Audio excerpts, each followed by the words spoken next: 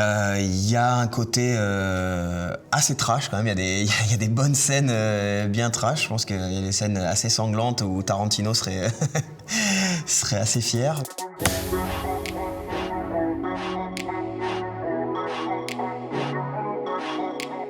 Salut tout le monde, je m'appelle Mathieu Crépel, j'ai 35 ans, je suis snowboarder, surfeur et aventurier. J'ai été 3 fois champion du monde, j'ai gagné la Coupe du Monde, j'ai été médaillé aux X Games et j'ai participé 2 fois aux Jeux Olympiques. Je fais aussi pas mal de surf. J'ai fait un film qui retrace mon aventure pour aller surfer la vague de Jaws à Hawaï, qui a été réalisé par Morgan Le Faucheur, qui est un de mes meilleurs potes. Le programme Prime Video dont je voulais vous parler aujourd'hui, c'est une série qui s'appelle The Boys. Ce screenshot, il m'a parlé pour plusieurs raisons. Il y a déjà une raison qui est liée à l'histoire, c'est-à-dire que c'est un moment charnière pour moi. Donc une des héroïnes de la série, Starlight, se révèle à la fois pour le spectateur, parce qu'on ne savait pas encore trop à ce moment-là quel était son super pouvoir et comment il allait se traduire.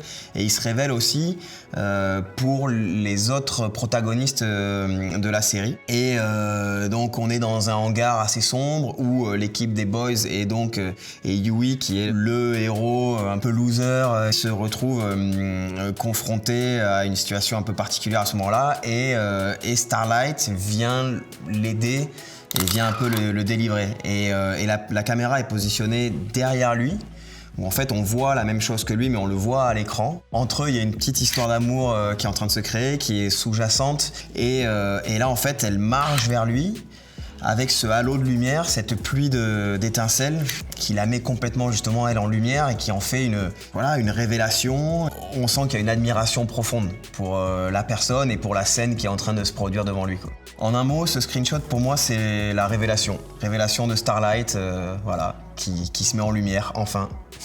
The Boys, c'est donc une série de super-héros qui sont censés sauver le monde ou au moins apporter leur super-pouvoir pour sauver le monde, mais en fait, on se rend compte que c'est pas du tout ça et que c'est des super-héros qui sont utilisés par une entreprise multinationale qui a fait une mercantilisation absolue de leur image et que, à titre perso, ils sont enfermés et que c'est des super-héros mais qu'en fait ils sont pleins de faiblesses, quoi. C'est une série qui est assez dark, qui est complètement cynique, mais qu'il faut prendre au 2e, 3e, voire 4e degré. Si on le prend au 1er degré, ça marche pas forcément. Je pense que le fait d'apprécier une série à un moment ou à un autre, ou telle série ou tel film, ça dépend un petit peu du mood dans lequel on va être. C'est vrai que moi j'ai tendance à être beaucoup dans l'action, j'ai du mal à rester inactif pendant plusieurs jours. Ce que j'apprécie, c'est quand même principalement pas forcément les films ou les séries d'action pures. Après, quand il y a un peu de poésie, un peu de lenteur, ça me dérange pas non plus, j'aime bien ça. Mais il faut qu'il y ait un peu de rythme quand même, malgré tout. Ouais. C'est une comédie satirique, un peu dramatique, mais avec des valeurs qui sont assez... J'ai perdu le micro.